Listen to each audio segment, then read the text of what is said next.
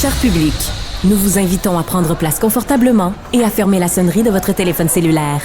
En cas d'incident, veuillez repérer les sorties de secours les plus près de vous. Bon divertissement. 1, 2, 1, 2. OK, c'est bon, on peut y aller. Sophie Durocher. Elle met en scène les arts, la culture et la société. Une représentation pas comme les autres.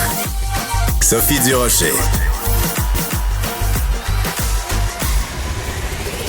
Bonjour tout le monde, j'espère que vous allez bien. Aujourd'hui, c'est une journée importante en politique parce qu'il y a quelques instants seulement, Gabriel Nadeau-Dubois a donné sa conférence de presse où il a confirmé donc qu'il allait quitter la politique après la fin de son mandat mais qui quittait déjà maintenant à titre de co-porte-parole de Québec solidaire.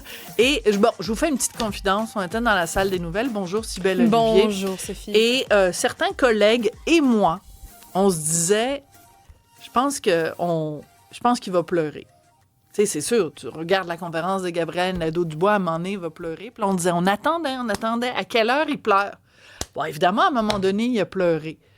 Et moi, personnellement, ça me dérange pas de voir un gars qui pleure. Je trouve pas que c'est un signe de faiblesse, sauf quand c'est à répétition, comme Justin Trudeau, il pleurait tout le temps. Il avait toujours une boîte de Kleenex. Mais toi, Cybèle, voir un gars pleurer, est-ce que ça te fait quoi? Ben moi, j'ai vu mon père pleurer souvent. Donc, j'ai vraiment ce rapport-là où je pense que c'est pas au contraire, c'est pas du tout un signe de faiblesse pour moi parce que mon père, il est fort puis il est capable de supporter le poids du monde sur ses épaules, mais c'est l'émotivité qui le surprend.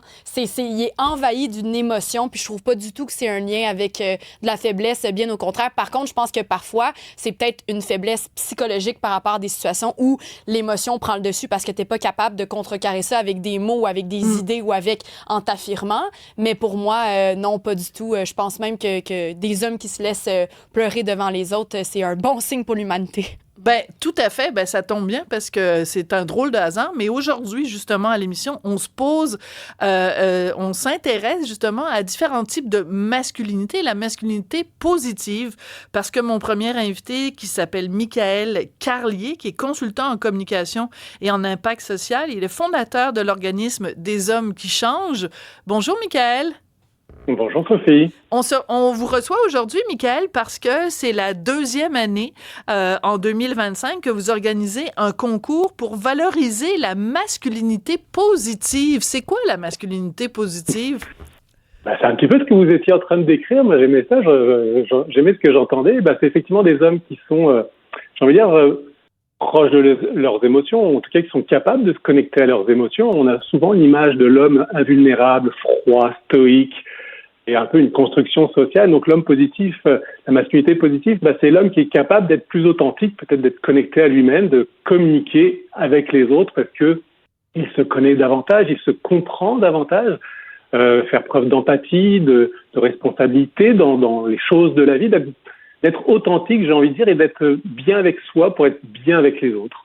Alors, c'est quoi ce concours-là? Parce que, bon, l'année dernière, vous l'aviez fait, ce concours. On n'en a pas tant que ça entendu parler. Cette année, il y a beaucoup plus de houpla autour du concours. Donc, concrètement, on a jusqu'au mois de mai pour voter. Et ça donne quoi? C'est quoi les critères pour voter pour différentes personnes qui sont pour nous des modèles positifs? Alors, en fait, c'est pas tant pour voter que pour soumettre des candidatures jusqu'au 18 mai, effectivement. L'idée, c'est d'interpeller les hommes pour venir se mettre en candidature, présenter finalement leur démarche, donc de ce qu'on pourrait donc appeler une masculinité positive. Il y a 5 catégories. Donc pour les citoyens, ça peut être par exemple un père de famille ou un individu lambda dans sa communauté. Les jeunes, parce qu'évidemment on veut que les jeunes adolescents, jeunes adultes puissent se présenter aussi. Les professionnels, parce que le milieu professionnel, les relations de travail, c'est important dans comment on incarne finalement le lien à l'autre, et notamment quand on est un homme. Éducation, plus pour les enseignants, les coachs sportifs, qui sont aussi des modèles très importants pour la jeunesse. Et puis les personnalités publiques, on a envie aussi qu'il y ait des gens, je veux dire, connus, qui puissent être des modèles inspirants. Donc l'idée, c'est que ces hommes-là, dans ces 5 catégories, viennent expliquer un petit peu comment ils voient leur masculinité, leur comportement, leur façon de faire, en essayant de circonscrire peut-être une action, une initiative qu'ils ont menée dans l'année passée, qui met un peu en valeur comment ils se sont comportés, comment ils ont réagi dans une situation. Peut-être qu'ils ont eu une conversation avec leurs jeunes adolescents, qui sont peut-être, eux, influencés par des gens qui sont moins intéressants, les Andrew Tate de ce monde, ou peut-être qu'ils ont mené une campagne, ou peut-être fait une petite conférence dans leur école ou dans leur milieu de travail. Donc, c'est autant des choses, j'ai envie de dire, un peu ordinaires dans la relation un peu avec les gens qui nous entourent, peut-être un petit peu plus ambitieuses dans le milieu de travail ou le milieu scolaire. Bref, c'est comment on fait en sorte que les hommes aillent mieux, les hommes se sentent mieux avec eux-mêmes et, encore une fois, qu'ils aillent mieux avec les autres. Alors, il y a beaucoup de chiffres qui sont extrêmement intéressants quand on parle de masculinité. Les hommes représentent, puis je prends des chiffres qui sont sur votre site dans le cadre du concours. Les hommes représentent 97% des auteurs de violences sexuelles, 96% des auteurs de violences au sein du couple, 84% des auteurs de coups et de violences volontaires. Par contre, ce serait peut-être important aussi de parler des hommes victimes, c'est-à-dire qu'il y a beaucoup plus d'hommes qui se suicident, il y a beaucoup plus d'hommes sans abri, et il y a énormément plus d'hommes que de femmes qui sont, par exemple, victimes d'accidents du travail. Donc, quand on parle de la masculinité, c'est important de faire un portrait global quand même. Absolument. Et en fait, tous ces chiffres, en fait, disent une chose. C'est que, encore une fois, on socialise beaucoup les hommes pour qu'ils soient invulnérables et qu'ils soient dans une forme de domination en tout temps, ce qui est évidemment impossible à tenir. Nous ne sommes pas des machines, on n'est pas des robots, on est des êtres vivants. Donc on a droit et on a nos espaces de vulnérabilité, mais on habitue les hommes à être tout le temps invulnérables justement et d'être forts en toutes circonstances et de ne pas se connecter à leurs émotions. On revient encore à ça. C'est-à-dire que souvent l'émotion dominante chez l'homme, ça va être la joie, l'euphorie ou la colère et la frustration. C'est un peu binaire souvent comme comportement ou comme connaissance finalement, parce qu'on ne nous apprend pas à être plus connaissant de toutes les émotions qui nous habitent, et ce qui amène effectivement à des comportements qui sont très très dommageables pour eux-mêmes, pour les gens qui les entourent, que ce soit des femmes évidemment dans le cas des violences sexuelles, mais pour eux-mêmes aussi, parce que vous le mentionnez, les suicides, les accidents de travail sont très très très masculins. La population carcérale, à 95%, ce sont des hommes. Donc tout ça, c'est un symptôme de comment on habitue les hommes à être en force, en domination perpétuelle, et c'est intenable.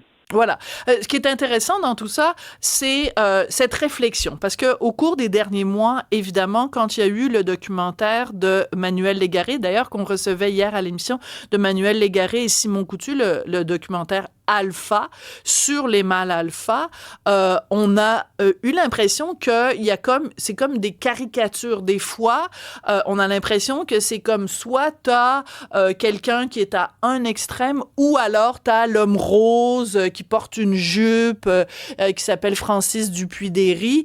Puis on essaye un petit peu de nous présenter ces deux modèles-là comme étant les deux extrêmes. Mais moi, les hommes que je connais, que je côtoie au quotidien, là, ils sont ni l'un ni l'autre. C'est des gars lambda.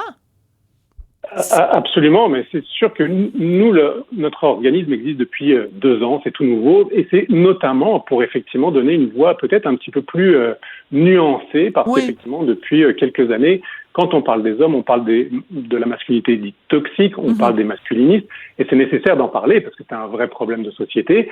Mais heureusement, c'est pas tous les hommes qui se reconnaissent effectivement, comme vous disiez, dans ces modèles-là.